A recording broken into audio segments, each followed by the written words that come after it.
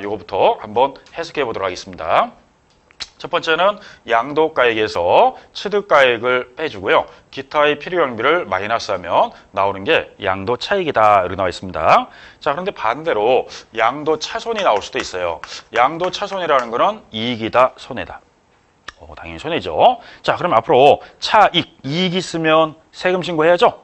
차손, 손해보면 세금 신고해야 돼, 안 해야 돼요? 손해도 신고합니다. 앞으로 차익이 있으면 신고하고 차손이 있으면 신고 안 해야 된다. 그러면 틀려요. 그래서 가끔가다 우리 시험 문제 예정신고 납부 시에는 양도 차익이 발생할 때는 신고하지만 차손이 발생하면 신고 안 해야 된다. 그럼 틀리는 거예요. 차익이든 차손이든 신고는 의무입니다. 왜 그러냐? 여러분들은 차익을 봤으면 이익분만큼 세금 납부해야 돼요. 근데 손해본 사람은요, 여러분들이 스스로 손해봤다고 스스로 알고 끝내면 세무서장은 오해해요. 여러분들이 손해본 거를 신고해줘서 종결시켜주는데 세무서장은 이 사람이 이익 보고도 세금 신고 안 하는구나. 이래서 자꾸 집으로 안내장 보내고 정 안 되면 나중에 세무서장이 세액 결정해서 고지해버립니다. 그러니까 손해났다고 그래 세금 내라 이게 아니라 손해봤으니까 종결시켜달라 이런 의미에서 신고는 의무다 이 뜻이에요. 그러면 차익이든 차손이든 신고를 꼭 하셔야 됩니다. 차익이 발생하면 다음 두 번째 등시로 하고요. 차손이 발생하면 1번까지는 신고를 해주셔야 돼요. 그래서 누구나 차손이든 차익이든 양도한자는 1번까지는 반드시 신고해야 돼. 차익 본 사람은 2번, 3번, 4번을 따져서 산출한 세액을 신고 납부해야 되고요. 그 다음에 손해본 사람은 1번까지만 신고하면 2, 3, 4번은 관계없이 그냥 바로 종결되기 때문에 1번까지는 신고는 의무다 이런 뜻이에요. 자, 그러면 여기에 양도가액이라는 말 나오는데 이 양도가액은요. 우리가 다른 말로 하면 총수익 금액이다 이런 말씀입니다. 총수익 금액은 본인이 부동산을 팔고 상대방으로부터 받은 최대의 돈을 총수익금액 이렇게 합니다. 그리고 취득가액과 기타의 필요경비를 묶어가지고 필요경비다 이런 말도 써요. 그러면 나중에 문제항상에서 취득가액 따로 기타의 필요경비 따로 표현할 수도 있지만 묶어가지고 필요경비다 이런 말을 씁니다. 그래서 같이 쓰는 말이 필요경비 이렇게 생각하시면 돼요. 자, 그러면 이제 나오는 차익이 양도차익이다 이렇게 나옵니다. 그러면 이 양도가액과 취득가액을 어떤 가격으로 원칙으로 할 거냐? 자, 원칙은요. 실질거래가액이 원칙이에요.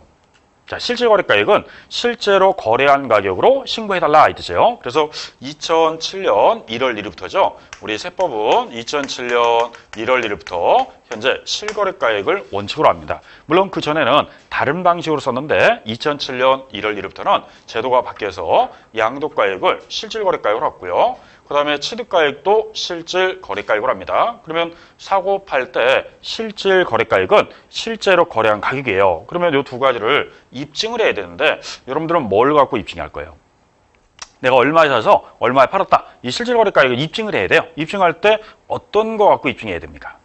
그렇죠. 매매계약서입니다. 자, 매매계약서를 제출해야 되는데 살 때 매매계약서 한 장, 팔 때 매매계약서 한 장. 그러면 여러분들이 얼마에 사서 얼마에 팔았는데 이익이 얼마 받다. 이거를 증거로 제출하게 되는데 그게 매매계약서 제출이다 이 뜻이에요. 그러면 매매계약서는 살 때, 팔 때 매매계약서를 4번. 즉 복사본에서 여러분들이 제출해주면은 세무서장은 얼마에 사서 얼마에 팔았구나 요것만 증빙하면 돼요. 뭐 원본은 여러분들이 집에 보관하면 되고요. 사본을 제출합니다. 그러면 이제 실거래가액이면 실거래가액을 하고 그다음에 경비는요 실제로 발생한 비용을 입증한 만큼 경비를 인정해야겠다 이 뜻이에요. 그래서 실질 비용을 가능하면 입증하십시오 이런 내용입니다. 자, 그럼 이제 나오는 차익이 양도 차익이다 이렇게 나와 있습니다.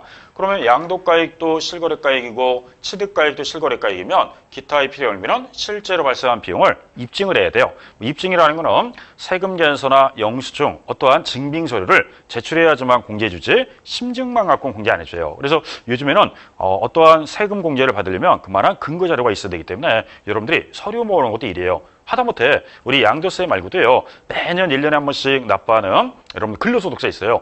근로소득세도요 나중에 연말정산을 통해서 세금 신고할 때 여러분들이 각종 발생한 비용을 근거로 해서 공제를 혜택을 해줍니다. 뭐 교육비 공제, 의료비 공제 아니면 무슨 신용카드 사용료 이런 여러 가지를 첨부해야지만 공제 혜택을 주기 때문에 지금 나오는 입증 서류가 중요하다. 그럼 앞으로 세법에서는 입증을 해야지만 근거 과세 근거론에서 공제 혜택을 준다 이렇게 나옵니다.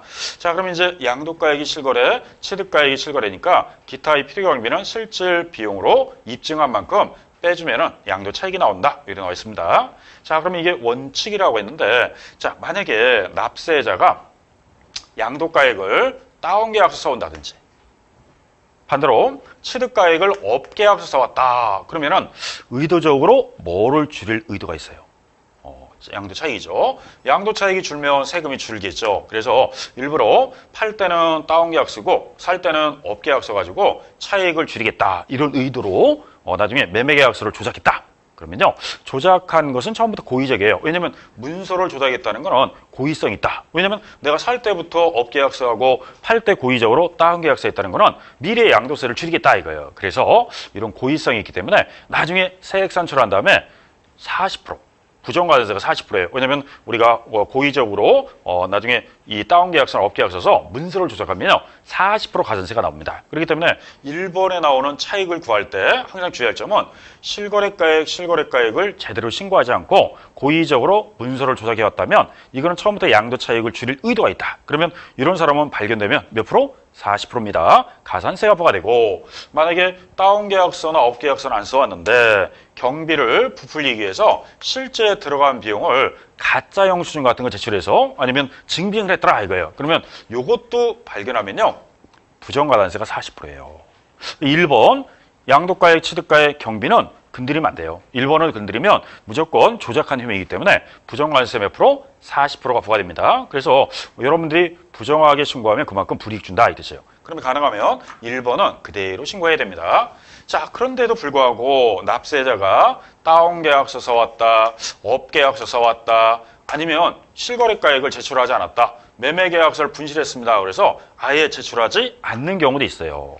자, 이렇게 되면요 요 가격이 확인이 돼야 안 돼요. 안 되죠. 그럼 이제 세무서장이 결정해요. 세무서장은 추계조사 결정한다 이런 말 쓰는데, 자, 여러분들이 납세자가 실거래가액을 제대로 신고한 사람은 실질거래가액을 따지고 실거래가액을 신고 안 한다든지 또는 신고했을 때 도저히 다운계약서 가격을 낮춰서 써온다든지 업해서 써와서 가격을 인정할 수 없다 이럴 때는요 추계조사 대상자가 돼요. 자, 추계조사할 때 1순위는 매매 사례가액으로 하고요.